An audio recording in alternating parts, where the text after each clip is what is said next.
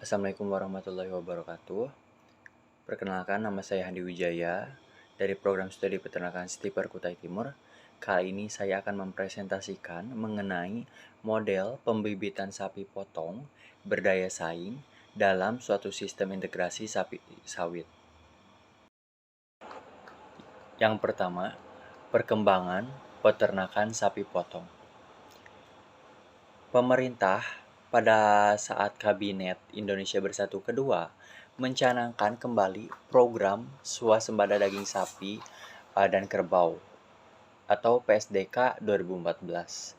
Sasaran PSDK 2014 adalah meningkatnya produksi daging sapi dan kerbau di dalam negeri, sehingga ketergantungan pada impor berkurang. Dari sekitar di atas 30% pada tahun 2010 menjadi di bawah 10% pada tahun 2014.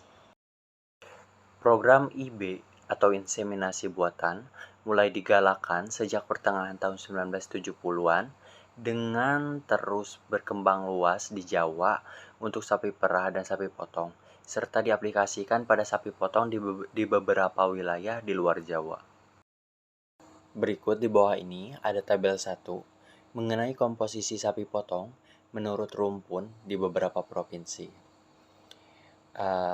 Untuk di sapi PO ya, kita bisa lihat bahwa yang tertinggi ada di Provinsi Jawa Timur sekitar 44,27% dan yang terendah ada di Sumatera Barat sekitar 3,39%.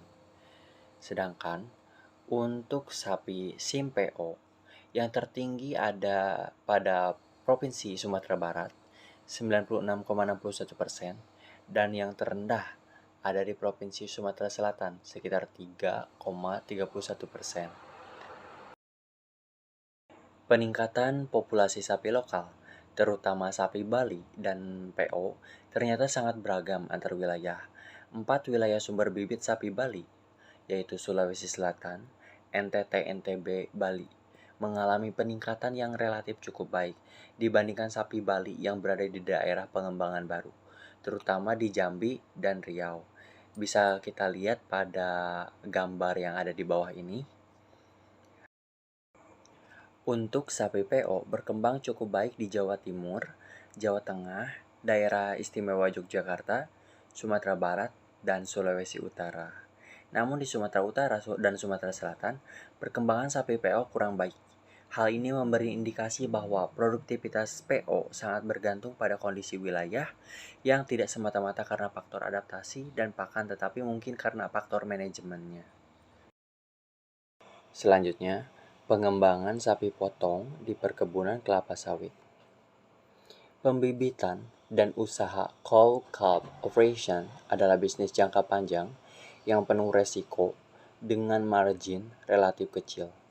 Oleh sebab itu, agar kegiatan ini memberi keuntungan dan daya saing tinggi, maka biaya pakan harus diminimalkan.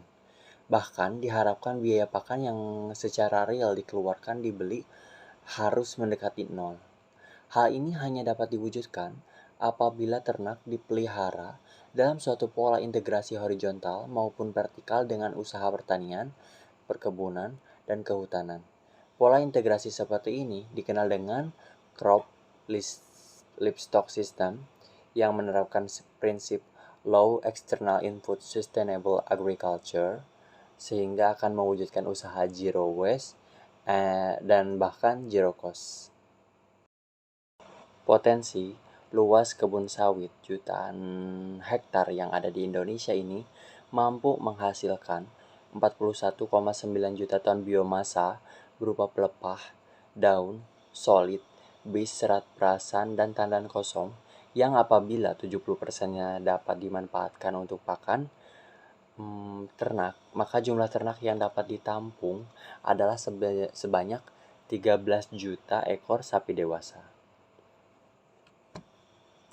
Dengan demikian, secara teoritis, integrasi antara peternakan sapi di kebun kelapa sawit dapat memberikan sinergi yang sangat positif. Namun, tantangan saat ini, bungkil inti sawit atau BIS yang merupakan salah satu hasil samping pabrik pengolahan minyak sawit yang saat ini justru lebih banyak diekspor ke luar negeri dibanding diolah di dalam negeri. Model pembibitan inti terbuka. Dalam menetapkan model pembibitan yang paling tepat untuk dikembangkan di kawasan perkebunan kelapa sawit, perlu dilakukan pemahaman yang menyeluruh tentang berbagai aspek yang terkait. Peternak di kawasan tersebut sebagian besar belum melakukan identifikasi seperti cap bakar, potong telinga, atau identifikasi yang dilakukan di beberapa wilayah biasanya hanya sekedar untuk menunjukkan siapa pemilik ternak tersebut. Identifikasi ternak hampir tidak terkait dengan kegiatan recording untuk maksud pembibitan. Kondisi ini memungkinkan terjadinya kawin keluarga antara bapak dengan anak atau sebaliknya antara anak dengan induk, yang pada gilirannya akan menambah tingkat inbreeding. Lalu yang kedua, pembibitan sapi secara murni harus dibarengi dengan seleksi dengan cara memilih ternak yang berkualitas baik dan mengeluarkan kaling sapi yang tidak layak untuk dikembangkan. Semua sapi betina yang sehat, tidak cacat, dan fertil harus dipertahankan untuk keperluan replacement.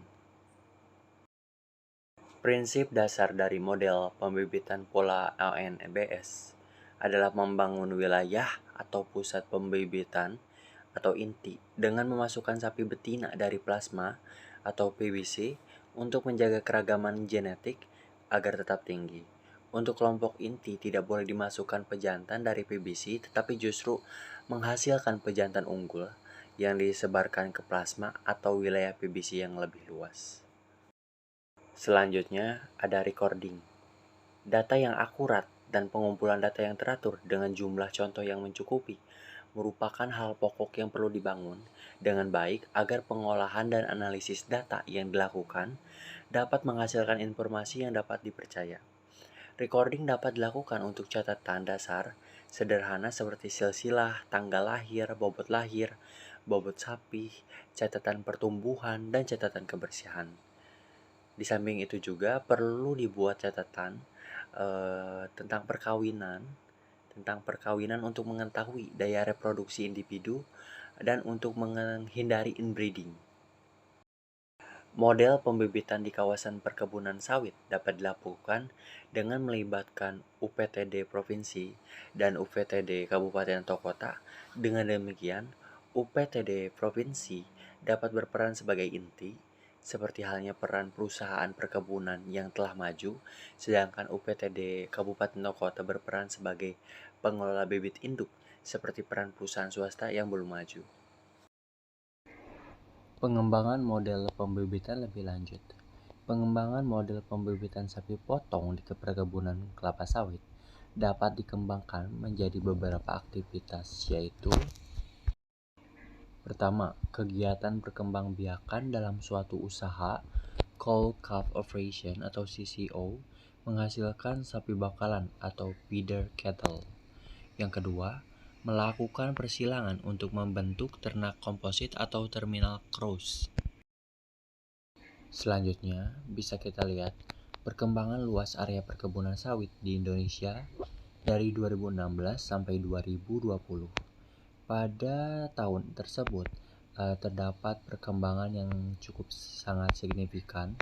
Namun, pada tahun 2018-2019 mengalami signifikan dan langsung mengalami peningkatan yang sangat drastis pada tahun 2020. Volume dan nilai ekspor minyak sawit Indonesia dari 2014 sampai 2018 mengalami pasang surut. Yang terendah yaitu pada tahun 2014 sekitar 25 juta dan yang tertinggi pada tahun 2018 yaitu berada pada posisi 29 juta. Baik, itu saja yang dapat saya sampaikan. Mohon maaf jika ada kesalahan. Wassalamualaikum warahmatullahi wabarakatuh.